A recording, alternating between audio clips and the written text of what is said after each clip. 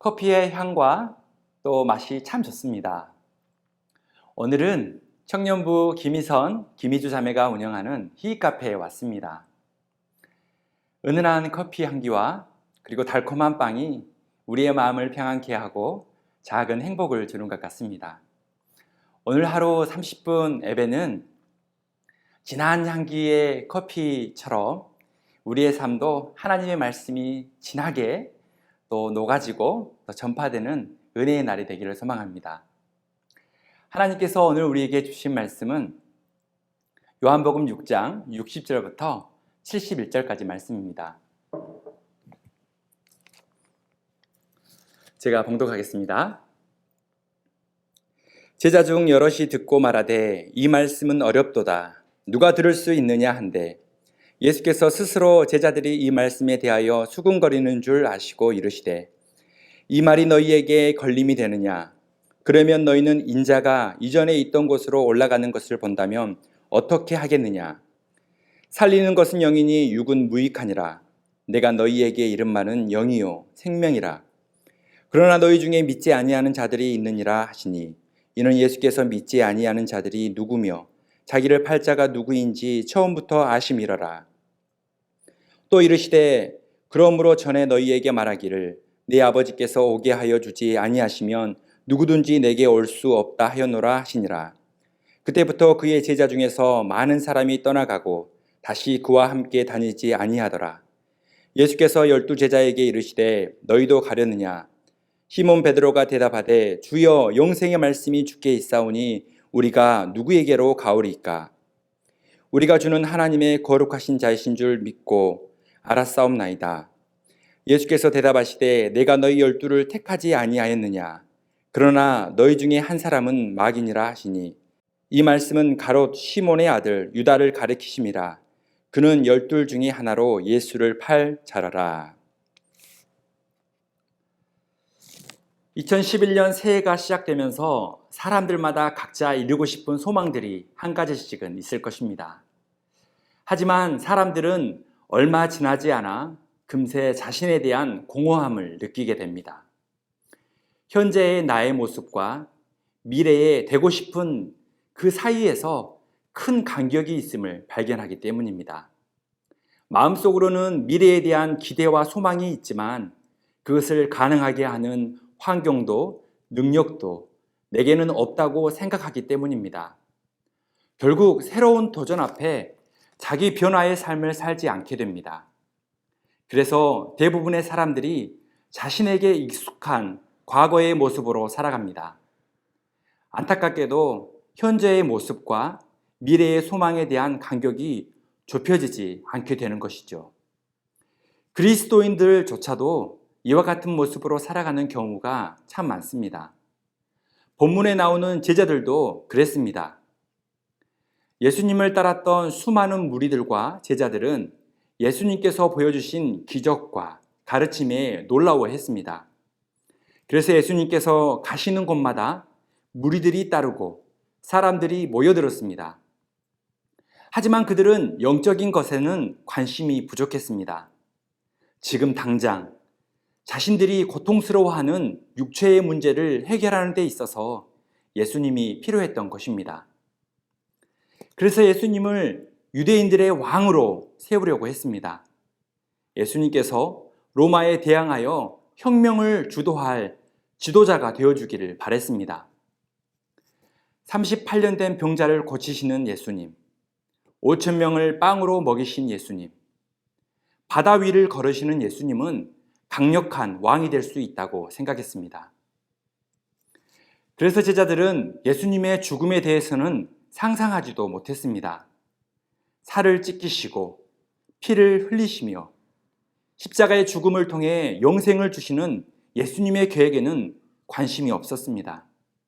그래서 예수님의 죽음 예고에 대한 말씀이 어렵게 느껴진 것입니다. 60절입니다.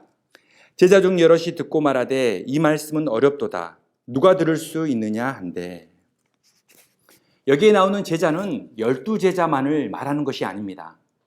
예수님의 사역 중에 그분을 따랐던 많은 사람들을 모두 포함하고 있습니다.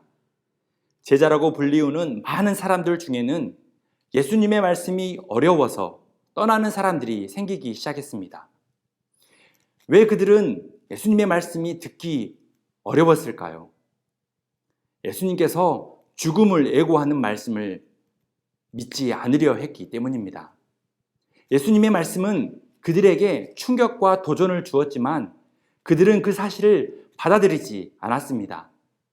당장 자신들이 원하는 방식의 계획이 아니었기 때문입니다. 그래서 그들의 마음에 걸림이 되었던 것입니다. 61절입니다. 예수께서 스스로 제자들이 이 말씀에 대하여 수군거리는 줄 아시고 이르시되 이 말이 너희에게 걸림이 되느냐. 걸림이 되느냐로 번역된 헬라어는 스칸달리제이입니다. 이 단어는 걸리게 하다, 넘어지게 하다라는 의미가 있습니다. 뿐만 아니라 성나게 하다, 노하게 하다라는 뜻으로도 사용되어집니다. 죽음을 예고하는 말씀을 들은 제자들과 많은 사람들은 화를 내고 거칠게 불평했다는 것을 우리는 알 수 있습니다. 진리의 말씀을 들을 때에 사람들이 보이는 두 가지 반응은 이렇습니다. 그 첫 번째는 불평하고 화를 내며 예수님을 떠나는 것입니다. 66절인데요. 그때부터 그의 제자 중에서 많은 사람이 떠나가고 다시 그와 함께 다니지 아니하더라.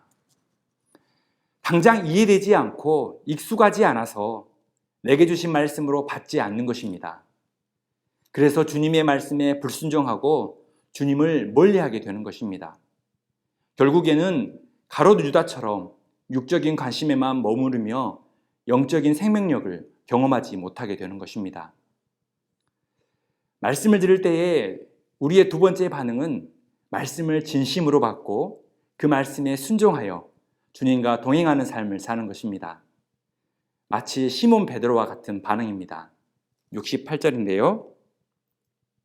시몬 베드로가 대답하되 주여 영생의 말씀이 주께 있사오니 우리가 누구에게로 가오리이까. 아멘. 주님의 말씀을 신뢰하고 믿음으로 삶 속에서 반응하는 것입니다. 가보지 않는 길이라도 믿음으로 주님과 동행하며 걸어가는 것입니다. 그래서 더 넓은 영적인 기쁨을 누리게 되는 것입니다.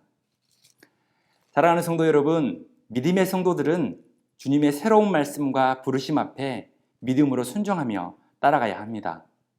주님을 삶으로 따를 수 있을 때에 그동안 경험해보지 못한 미지의 영적 세계를 경험하게 되고 믿음의 지경을 확장할 수 있습니다. 때로는 주님을 따를 때에 이해하기 어렵고 힘든 고난이 기다리는 상황도 일어날 수 있습니다. 하지만 그 길이 주님이 인도하신 길이라면 담대하게 걷기를 바랍니다. 신앙생활 하면서 항상 좋은 일만 있기를 바라면서 예수님을 따르는 사람들은 언젠가 낙심하게 되는 일들이 찾아옵니다. 하지만 견고한 반석 같은 믿음으로 주님을 따르는 사람은 끝까지 주님 곁에 남는 자가 되고 생명을 얻게 되는 것입니다. 말씀이 우리의 마음에 부딪혀 올 때 그것을 나의 말씀으로 잘 받아들이고 주님과 함께 동행하는 축복의 삶을 살아가는 우리 모든 성도님이 되시길 소망합니다. 말씀을 적용하겠습니다. 말씀을 듣고도 낙심되는 일은 무엇입니까? 어렵고 순종하기 힘든 말씀 앞에 어떻게 반응합니까? 저는 생명의 길로 인도하시는 주님을 믿고 따르는 양이 되겠습니다. 저는 주님과 함께 가보지 않은 길을 함께 가는 양이 되겠습니다. 함께 기도하겠습니다. 사랑의 하나님, 하나님께서 주신 모든 말씀이 나에게 유익한 말씀이고 은혜되는 말씀인데 우리는 하나님의 말씀이 어렵게 느껴지고 때로는 그 말씀에 순종하기가 힘들게 느껴질 때가 있습니다. 하나님, 그 어떠한 순간에도 우리의 목자 되신 주님의 그 음성 따라 나의 이전의 삶의 방식, 나의 고집을 다 내려놓고 주님의 음성에 순종하며 주님만을 따라가는 복된 모든 성도님이 되게 하여 주옵소서. 우리를 푸른 초장에 누이시며 나와 함께 풍성한 삶으로 초대하시는 그 주님을 따라가는 복된 날이 되게 하여 주옵소서. 감사하며 예수 그리스도의 이름으로 기도드립니다. 아멘. 오늘의 추천 찬양은 주님과 같이입니다.